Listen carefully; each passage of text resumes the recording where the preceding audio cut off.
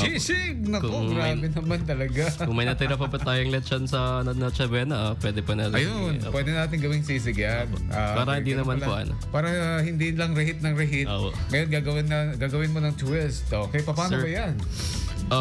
Mga kailangan lang po natin syempre ang ating leftover na lechon.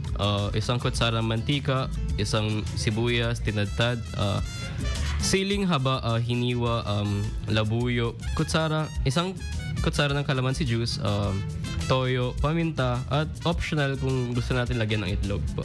Ayun. Pero ikaw ba, mahilig ka ba sa sili? Kasi ito yung recipe natin ngayon, may sili, di ba? Mahilig po ako sa spice food. Sa spice food. Okay, that's good. Let's go. Ang paraan lang po ng pagluluto nito, syempre iprito po natin ang lechon, sa kawali painitin ang mantika. Iprito ang tinadtad na lechon hanggang maging crispy ang gilid, lalo na ang balat. Tapos, igisa na natin ang ating mga pampalasa, idagdag ang sibuyas at siling mahaba. Igisa sandali hanggang bahagyang lumambot ang sibuyas. Ayun, timplahan na natin. To taste na rin po ito, ilagay ang toyo, depende na po sa atin, calamansi juice at paminta. Haluin mabuti hanggang mapantay ang lasa. Optional, lagyan din po natin ng itlog.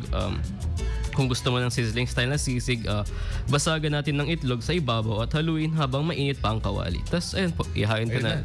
Pwede natin gawing ulam or pulutan. Wow, sarap naman. Pero meron bang, hindi ko na kanina, meron ba linagay ng mayonnaise? Wala.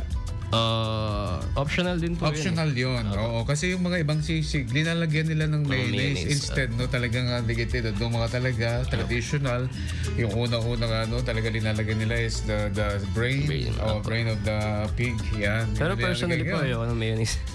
Ayaw mo ng mayonnaise? Ayaw mo. Bakit naman? Ba't ayaw mo ng mayonnaise? Di ko po alam. Ever since nung bata po ako, first na dish ko po na natikman na may mayonnaise is yung binebenta po sa school, yung sandwich na may mayonnaise. Ayaw. Paano pag yung ano ba tawag doon, yung pickles na ayaw mo rin? Ayan. Gusto ko yung sa akin, yung pickle na may mayonnaise. Ayaw mo. Sabagay. Iba ka rin kasi. Alright, so yan ang ating Ricardo. Pag gidanan talat ng araw doon, ito United States dollar. Itata dahil yung mga dolyares ninyo, no? Para sa ating foreign exchange rate ngayong araw po ng December 29. Exchange rate.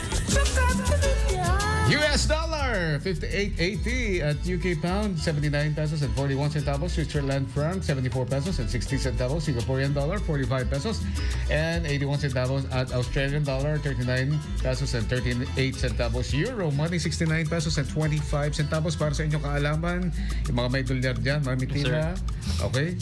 Mga may aginaldo. Oo, baka gusto ninyong i-sharean kami ng late na, better than nothing.